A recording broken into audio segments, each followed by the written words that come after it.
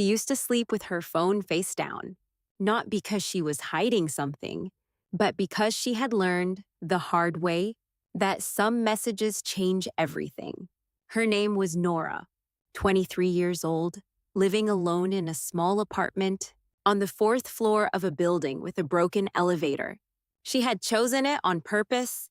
The climb kept strangers away. She had not always been like this.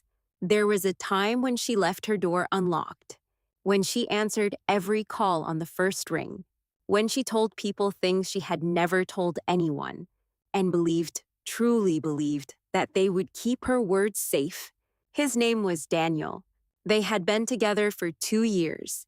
2 years of shared dinners and borrowed jackets and long conversations in the dark. She had trusted him with every quiet and broken part of herself. And then one day, at a table full of people, he laughed and repeated one of her secrets, not cruelly, not to hurt her. That was almost the worst part.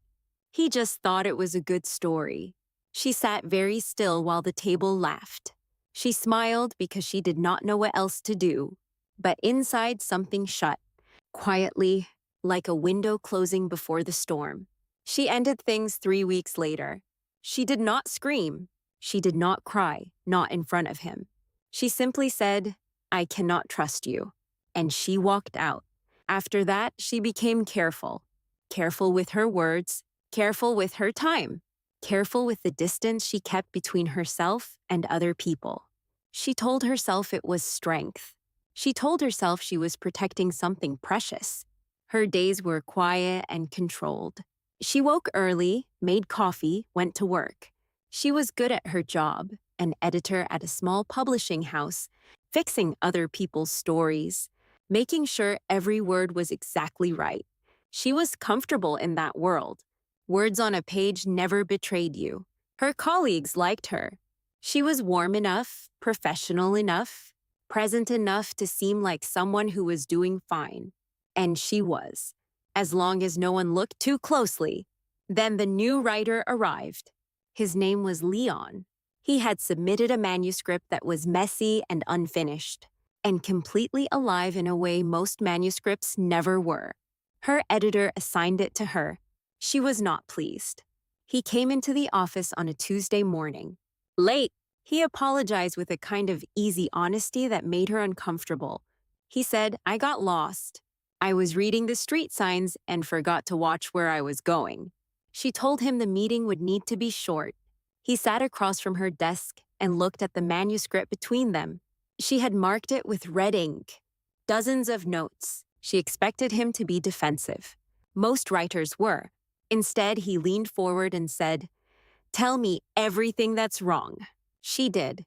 For 40 minutes, she went through every note, every problem, every place where the story collapsed under its own weight. He listened without interrupting. He asked questions that were quiet and careful. When she finished, he said, "You read it like it mattered." She did not know what to say to that. They met again the following week. And the week after that, the manuscript was getting better. He was a fast learner, not because he was brilliant, though maybe he was, but because he was genuinely listening. And she had forgotten what that felt like. She told herself it was just work. She told herself she was being professional, but she noticed things. How he always arrived with 2 coffees, one for her, without asking. How he remembered small details she mentioned in passing. How he never once pushed her to say more than she offered. One afternoon they worked late. The office emptied around them. The light outside turned gold, then gray. They were deep in a chapter that would not cooperate. At some point, she said without thinking, "This part reminds me of something that happened to me once." And then she stopped. He did not push. He looked at the page and said, "You don't have to explain." She felt something loosen in her chest, just slightly, like a knot that had been pulled too tight for too long. She started noticing when he was not there, on the days between their meetings. She would find herself thinking about something he had said, a sentence, a small observation, nothing important, and yet it stayed. She told herself it was nothing. She was good at telling herself things. But one morning, she arrived at the office early and sat at her desk staring at the manuscript and thought, I hope today is not canceled. And she knew then that something had shifted. That day, near the end of their meeting, he said something unexpected. He said, I think you hold back when you edit, not the notes. The notes are excellent. But I think there are things you see that you don't write down. Things you decide are too personal to say. She felt her jaw tighten. She said, I'm your editor, not your reader. He nodded slowly. I know. I just think you'd be a remarkable reader if you let yourself be. She did not answer, but she thought about it all the way home. The manuscript was nearly finished now.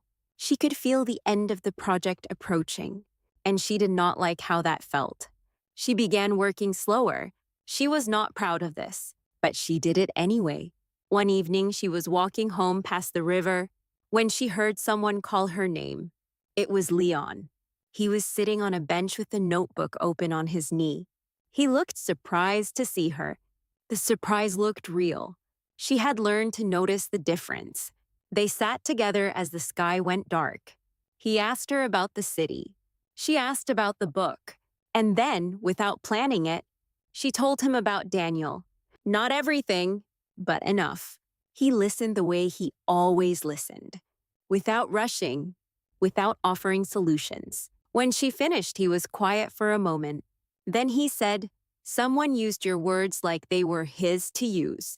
That's not a small thing. She felt something sting behind her eyes. She looked at the water.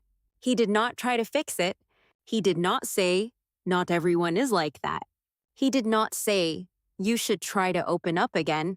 He just sat there next to her in the dark and let it be what it was. And that was the most honest thing anyone had done for her in years. The manuscript was finished on a Friday afternoon. She sent the final notes by email. Professional, clean. She sat back in her chair and told herself, Good. This is good. This is how it should end. He replied that evening. The email was short. It said, Thank you for reading like it mattered. And then, at the bottom, if you ever want to have coffee that has nothing to do with work, I would like that. No pressure, just an offer. She read it 3 times. Then she put her phone face up on the table. She sat with it for a long time. The apartment was quiet. The city hummed softly outside the window. She had built her walls carefully, brick by brick after Daniel. Every wall had a reason. Every locked door had a memory behind it. She knew that. She was not ashamed of it. But she also knew this. A wall that keeps everything out is not protection. It is just a smaller kind of prison. She picked up her phone. She typed one word. Saturday? She pressed send before she could think too long. Then she set the phone down, face up, and went to make herself some tea. She did not know what would happen next.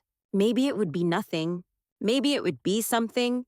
Maybe trusting again would break her in new ways she had not imagined.